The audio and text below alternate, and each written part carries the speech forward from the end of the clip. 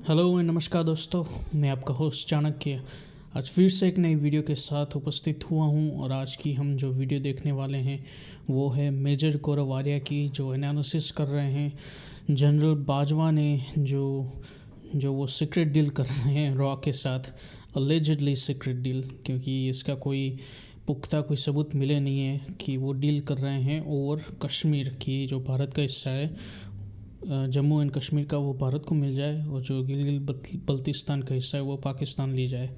तो उसकी डील के ऊपर एनालिसिस चल रही है। इसका मैंने पार्ट 1 वीडियो बना दिया है, आप डिस्क्रिप्शन में उस वीडियो की लिंक को चेक ज़रूर करिएगा। और ये उसका पार्ट 2 है।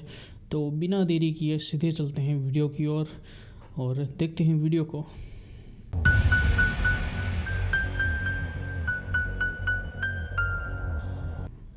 तब सब शांति हो जाएगी, उसके पहले नहीं होगा। ये कुछ ना कुछ करते रहेंगे लोग। सर, इसमें एक चीज ये भी है कि बाजवा को ये भी नहीं लग रहा है कि जब अफगानिस्तान से जब यूएस विड्रॉ कर जाएगा, अभी तो यूएस का एक इमरजेंसी वो एसओएस वाला बटन है इनके पास, क्योंकि यूएस की थोड़ी डिपेंडेंसी है कि भाई सप्लाई चेन इनको मैनेज करनी है जब तक उनके सोल्जर्स विड्रॉ नहीं करते। बट इनको भी ये चीज नहीं समझ में आ गई कि सितंबर, अक्टूबर, मैक्सिमम नवंबर तक एक एक अमेरिकन सोल्जर वापस चला जाएगा अफगानिस्तान से खाली। अमेरिका की डिपेंडेंस पाकिस्तान के ऊपर एक ढेले की नहीं रह जाएगी। और जो फिर आर्म ट्विस्टिंग वो कर पाएगा, जैसे कि वो अभी फिलहाल नहीं कर पा रहा है। तो बाजवा को ये चीज नहीं, शायद इस डेस्परेशन में उन्होंने ये बात बोली हो कि एक बार अमेरिका चला गया तो उसके बाद फिर हम अमेरिका से उस तरह इंडिया से हम उस तरीके से नहीं उलझ पाएंगे, because India will also have America by its side. Vaibhav देखिए, साफ सीधी बात है, छोटी सी बात है, ठीक है। अगर इंडिया अभी ये कह देता है कि साहब हमें सेंट्रल एशिया नहीं जाना, we are happy with our presence in Afghanistan, हम जो एनजीओ टाइप काम कर रहे हैं करते रहेंगे वहां पे, ठीक है। सड़कें बना रहे हैं, पार्लियामेंट बना रहे हैं, हम करते रहेंगे। नाउ 9/11 का टारगेट उन्होंने दे रखा है, वो जो एनिवर्सरी का टारगेट दिया है जो बाइडेन ने कि all the American troops will move out of Afghanistan. वो साफ छोटी बात है, किसी भी मुल्क चलाने के लिए पैसा चाहिए, ठीक है। ये बड़े खुश हो रहे हैं ना पाकिस्तानी फौज कि एक बार अमेरिका चली गई तो फिर हम आ जाएंगे। नहीं, you know what will happen, ये लोग अफगानों का और बेड़ा गर्क कर देंगे। ये लोग क्या करेंगे, चाइना को बीच में डाल देंगे, क्योंकि इनके पास तो पैसे हैं नहीं, इनसे पाकिस्तान नहीं चल रहा। 6 महीने के बाद इनके पास अपनी तनख्वाही देने के लिए पैसे नहीं है। ये अफगानिस्तान कैसे चलाएंगे? Afghanistan needs funds. फंड्स कहां से आएंगे? या तो इंडिया देगा या चाइना देगा।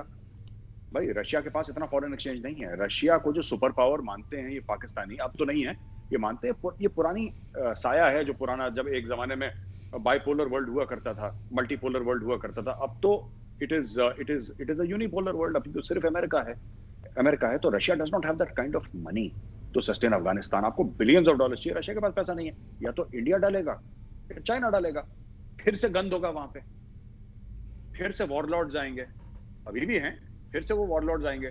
जैसे कि इस ट्राइब का अलग वॉरलॉर्ड है, इस ट्राइब का अचकजाई का अलग है, यूसुफजाई का अलग है, अफरीदी का अलग है, फलाने का अलग है, डिमके का अलग है। ये लड़ाई बलोचिस्तान में भी होगी, क्योंकि 60-65% population of Balochistan is Pashtun, it is not Baloch. ये प्रॉब्लम वहां पे भी स्पिल ओवर होगी, ये खैबर पख्तूनख्वा में भी स्पिल ओवर होगी। ये पूरे this is again going to be the same thing that happened from 79 to 89 के बाद जो हुआ था ना, that Kalashnikov culture, that drugs culture in Pakistan. ये फिर से वही होना, क्योंकि पाकिस्तान अपनी हरकतों से फिर बाज नहीं आना। Durand line is anyway consensus issue. Pathan तो नहीं मानते ना ड्यूरेंट लाइन को, वो कहते हैं साहब ये बकवास है, हम नहीं मानते। फिर ये तो होना ही है वैभव, ये जो आप कह रहे हैं ना, this is waiting to happen, what you are saying is waiting to happen. ये होगा, और ये इसी साल में आप इसी साल 2021 में आप इसकी शुरुआत देखेंगे, ये होगा। And Pakistan will not know what hit. क्यों अभी ये जश्न मना रहे हैं, पर कहीं ना कहीं जो सीरियस पाकिस्तानी थिंकर्स है ना, वो कह रहे हैं कि यार अब तो तुम्हें लड्डू मिल गया अफगानिस्तान, अब तुम्हें करना क्या है इसका। अच्छा, मानिए इंडिया हट गया अफगानिस्तान से, ठीक है। इनको यही दर्द होता है ना कि इंडिया के इतने कॉन्सुलेट्स हैं, इंडिया ये करता है वो करता है। चलो इंडिया हट गया अफगानिस्तान से, एक हाइपोथेटिकल सिचुएशन लेते हैं, फर्ज कीजिए इंडिया हट गया, मान लीजिए 1 मिनट, फिर क्या करना है आपने? आप अफगानिस्तान को सस्टेन करोगे? अगर पाकिस्तान आता है वहां पे तो कॉन्फ्लिक्ट चलेगी अफगानिस्तान में। हम तो अफगानिस्तान में जब गए तो हम एज फ्रेंड्स गए, हथियार तो दूर की बात है, हम लोग तो एक पिस्टल वहां पे नहीं ले गए। हमने तो पार्लियामेंट बनाई है, हमने तो लाइब्रेरीज बनाई है, यूनिवर्सिटी बनाई है, डैम बनाए हैं, सड़कें बनाई हैं, बच्चों के प्ले स्कूल बनाए हैं अफगानिस्तान में। ये हमारा ये हमारी शख्सियत वहां पे रही है, हमारा कैरेक्टर वहां पे ये रहा है, हमारी पर्सनालिटी जो है इंडिया की सॉफ्ट पावर वाली रही है अफगानिस्तान में। ये लोग क्या करेंगे? इनके पास तो खुद के लिए बनाने के लिए पैसे नहीं है। अब ये अफगानिस्तान में अगर इंडिया वापस चला भी जाता है अफगानिस्तान से, मानिए कल इंडिया ने बोला ठीक है साहब एम्बेसी बंद करो, खत्म करो, मट्टी डालो, हम जा रहे हैं वापस ईरान के रास्ते, इंडिया वाले वापस आ गए, मान के चलिए, फिर क्या होगा? फिर क्या होगा? ये कुछ नहीं करेंगे। जैसे इन्होंने अपना मुल्क चीनियों को बेच दिया ना, ये अफगानिस्तान चीनियों को बेच देंगे, मैं आपको बता रहा हूं। और जो नई रेलवे लाइन निकली है अभी जो ईरान से निकली है, then even the Chinese will not be so interested, क्योंकि चाइनीज ने तो अपना ऑल्टरनेट गेम सोच लिया ना। Now Chinese have realized that they don't need China Pakistan economic corridor. वो $400 बिलियन की इन्वेस्टमेंट की ऑलरेडी ईरान से बात कर रहे हैं। तो फिर ये तो चुंगी नाका स्टेट हो गया ना। जैसे हम लोग नोएडा से दिल्ली जाते हैं, डीएनडी है ना, this is like DND only. ये पाकिस्तान डीएनडी है। आपको दिल्ली जाना है, डीएनडी से चले जाओ। एक जमाने में 25 रुपए का वो लगता था, आजकल तो वो भी बंद हो गया, फ्री हो गया डीएनडी पूरा। तो इट्स लाइक दैट। ये चुंगी नाका स्टेट है। It produces nothing, it consumes nothing, it is just there for no reason. जैसे आपने कई रोड में देखा, आप गाड़ी चलाते हैं वैभव, आपने कभी देखा है कि सड़क पे अचानक स्पीड ब्रेकर आ गया? आपके मन में कभी ख्याल आया कि स्पीड ब्रेकर यहाँ पे है क्यों? इसका लॉजिक क्या है यहाँ पे स्पीड ब्रेकर बनाने का? ना यहाँ पे कोई स्कूल है, ना रेजिडेंशियल सोसाइटी है, ना कोई आबादी है, बस किसी विभाग ने, किसी ठेकेदार ने वहां पे speed breaker, that speed breaker is Pakistan. You don't know why the hell it is there, but it is there and it will stop your vehicle. What's the speed breaker? वो वहां पे बना हुआ है, किसी को नहीं पता क्यों। सर ये तो एक चीज हो गई।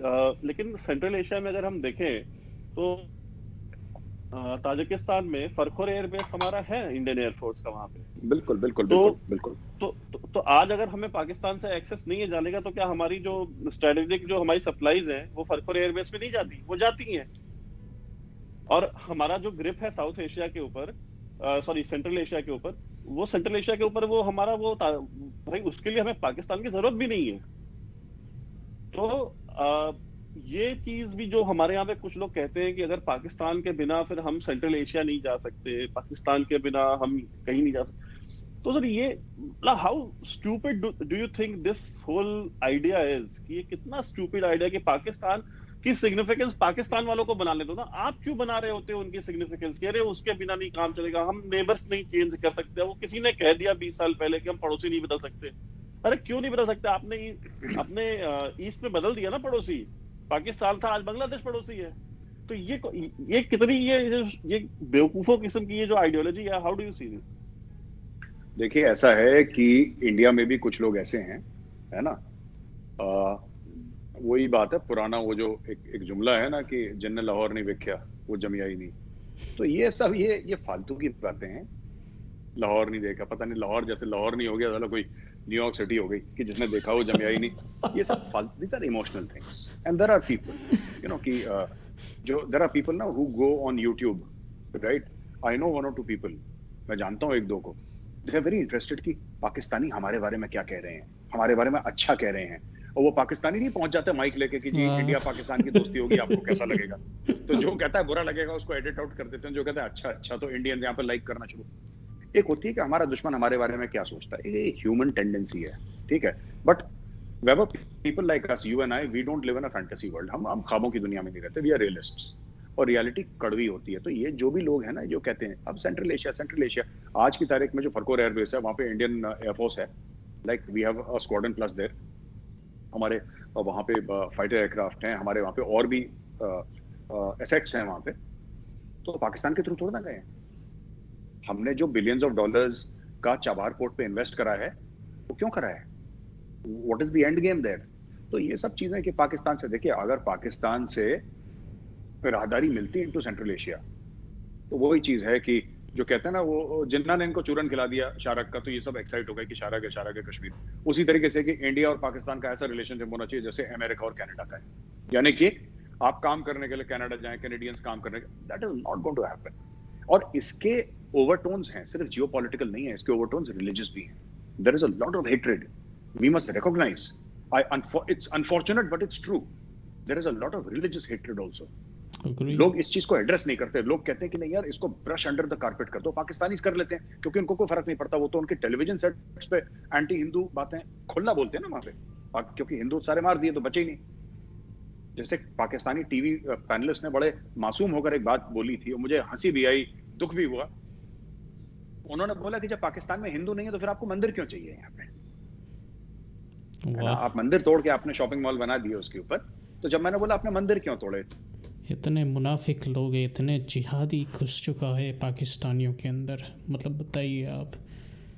तभी तो मैं सोचूं कि ये जो इस्लामाबाद में जो मंदिर बन रहा था उसको, उस कंस्ट्रक्शन को क्यों रोका गया, क्योंकि यही उनकी सोच है। ये लोग आगे बढ़ ही नहीं सकते, मतलब इतने अंधे हो चुके हैं, इतनी गुर्बत है, उतनी मतलब गुर्बत दिमागी है, मतलब गुर्बत तो वैसे भी है पर दिमागी गुर्बत के कारण ये कभी आगे बढ़ ही नहीं सकते। ये मतलब इनका क्या होगा, मतलब क्योंकि इन लोगों के कारण हमें भी दर्द होता है, क्योंकि ये साले हमारे नेबर हैं इसलिए। और इन्हीं के कुछ बंदे अभी भारत में भी पल रहे हैं। अब आपको पता है जो मैं किसकी बात कर रहा हूँ, जो विशेष धर्म के लोग हैं वो भी इन्हीं की जात के लोग हमारे भारत में पल रहे हैं। वही लोग फिर भारत को भी डुबाना चाह रहे हैं। तो मतलब चलता रहता है अभी ऐसे पागलों को क्या कहे यार। 400 से ज्यादा आपने मंदिर तोड़ दिए पाकिस्तान में, ठीक है? आप एक बाबरी मस्जिद की बात करते हैं, आपने 400 मंदिर तोड़ दिए। और बड़े मासूम, उनके मन में भी कोई मलाल नहीं था, कोई रिग्रेट या कोई ऐसी बात नहीं थी कि गलत हुआ है, वो बात नहीं थी।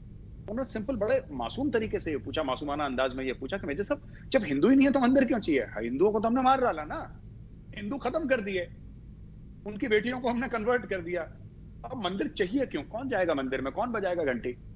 और छोड़ो, मारो गोली, मॉल बनाओ उसके ऊपर। So this is the attitude of many Pakistanis. ये पूरा वापस coming back to your point Vaibhav about Central Asia and all that ना, वी डोंट नीड पाकिस्तान। होता तो अच्छा होता, नहीं है कोई बात नहीं, will manage on our own, ठीक है? हम इतने सियाने हैं, हमारी इतनी अच्छी डिप्लोमेसी है कि हम मैनेज कर लेंगे सेंट्रल एशिया का। तो अच्छा, दूसरी एक और चीज है, बाजवा साहब ने एक और चीज बोली, if I have your permission to just speak for 2 minutes more on this question. Vaibhav, Bajwa साहब ने एक बात बोली कि सब let's talk about geo economics, geo strategic locations के। ये ऐसी फालतू की बात करते हैं। देखिए, हर चीज में ना मुझे ये समझ में नहीं आता कौन बाजवा साहब के एडवाइजर हैं, जनरल बाजवा के। देखिए, एक होती है डिमांड एंड सप्लाई, हर चीज के ऊपर एक डिमांड एंड सप्लाई की बात होती है। कुछ प्रोड्यूसर्स होते हैं, कुछ कंज्यूमर्स होते हैं, मार्केट इसी तरीके से चलता है, ठीक है?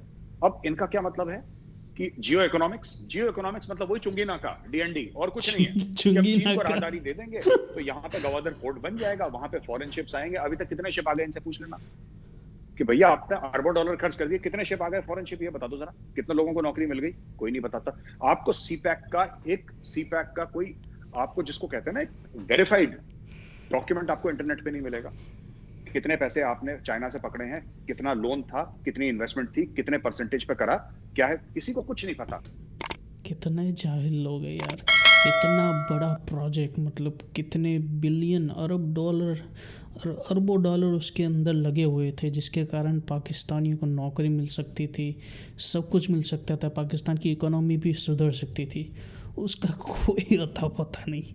मतलब सोचिए यार, अगर क्या ये ऐसा क्या भारत में हो सकता है? मतलब नो डाउट कि भारत में अभी भी बहुत सारी जगह पे भ्रष्टाचार ये सब चल रहा है, पर अगर इतना बड़ा प्रोजेक्ट है वो भी किसी दूसरे देश के साथ, मतलब आप देखिए ना, जो हमारे रफ़ाल जेट्स है जो आए थे फ्रांस से, उसकी भी जो भी कीमत थी वो सब कुछ भारत सरकार ने सुप्रीम कोर्ट को दिया था। उस हर एक चीज़ की छोटी छोटी जानकारी सुप्रीम कोर्ट को दी थी। हर एक चीज़ की इन्फॉर्मेशन होती है।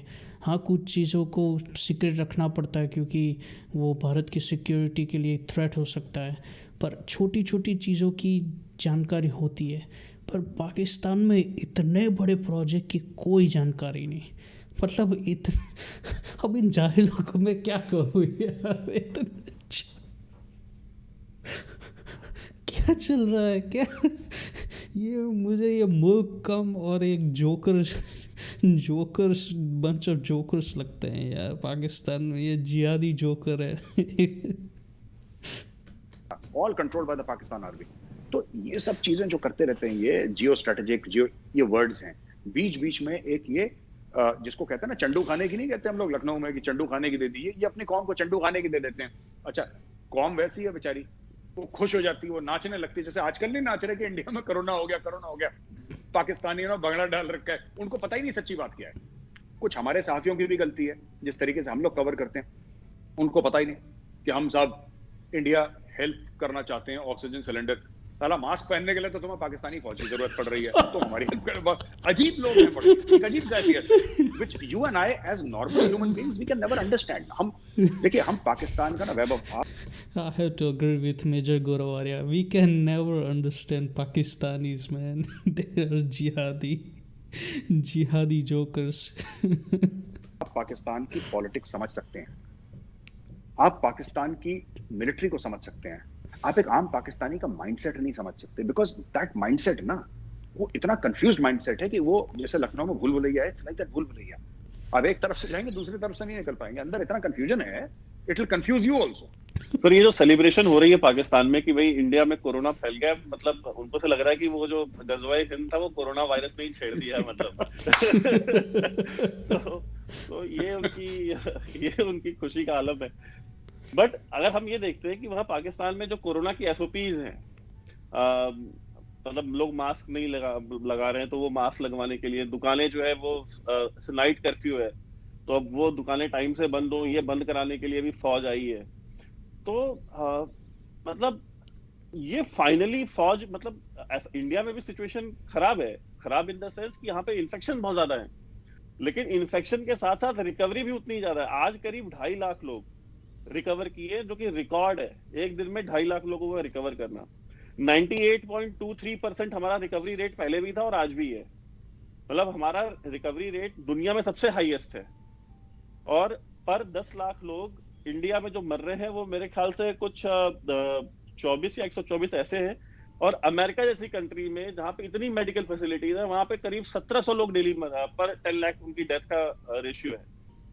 तो अगर हम ये सारी चीजें देखते हैं, खैर ठीक है, ये फैक्ट्स एंड फिगर्स हैं, फैक्ट्स एंड फिगर्स में तो पाकिस्तानी ना कभी बिलीव करते थे, ना आज कहते हैं, ना हम आप कह रहे हैं तो भी नहीं करेंगे वो।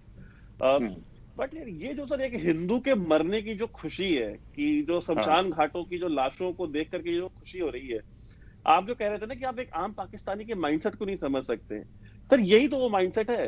एम आई राइट और रॉन्ग? You are right. इसमें 2 एग्जांपल मैं आपको दूंगा। एक तो ना, ये हर चीज में खुशी मना लेते हैं, फिर ये इमोशनल हो जाते हैं बाद में जब इनकी मन की सी नहीं होती। ये कश्मीर में मस्जिदों से पाकिस्तानियों ने ऐलान करवाया था, मौलवियों से, मैं अर्ली 90s की बात कर रहा हूँ, कि अगले जुम्मे की नमाज तक कश्मीर पाकिस्तान का हिस्सा बनेगा इंशाअल्लाह। ये 32 साल से इंशाअल्लाह बोल रहे हैं, अभी तक कुछ नहीं हुआ। क्योंकि आप अल्लाह पे डिपेंड मत करिए ना, आप खुद तो काम करिए। खुद काम करते नहीं है, खुद अपने बच्चों को ऑक्सफोर्ड भेज रखा है जर्नलों ने, खुद तो कोई जिहाद विहाद करते नहीं, गरीबों को भेज रखा है इंडिया में मरने के लिए कि पाकिस्तान से आओ। यू नो, कसाब कुसूब टाइप के ये छिचोरे, इनको भेज देते हैं, फिर ये टेररिस्ट मर जाते हैं यहाँ पे आके, है ना। अच्छा, दूसरी चीज ये है कि आपने बड़ी इंटरेस्टिंग बात बोली, पाकिस्तानी फौज को उतार दिया, एसओपीज अमल हो उन पे। इसके वैभव, ये पाकिस्तानी फौज सक्सेसफुल होगी इसमें, ये पाकिस्तानी फौज का रिकॉर्ड है। ये हरीफ के खिलाफ, दुश्मन के खिलाफ सक्सेसफुल नहीं होती, लेकिन अपने लोगों को जूते मारने में बड़ी एक्सपर्ट है फौज।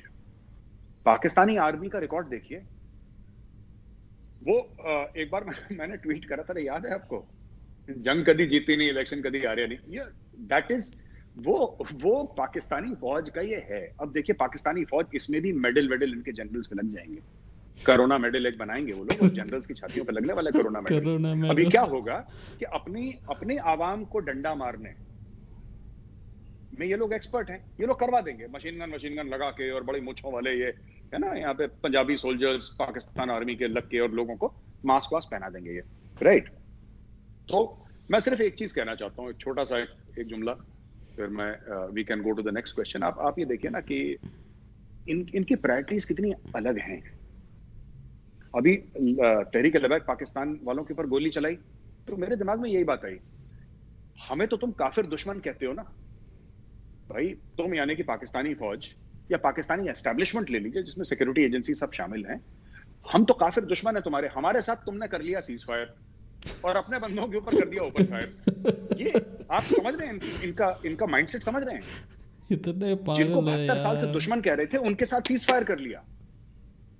और जो कहते हैं कि रसूलुल्लाह की शान पे हमारी जानें कुर्बान है, उन्होंने बोला ठीक है तुम्हारी जानें कुर्बान है, लाओ, उनके ऊपर गोली चला रहे हैं ये।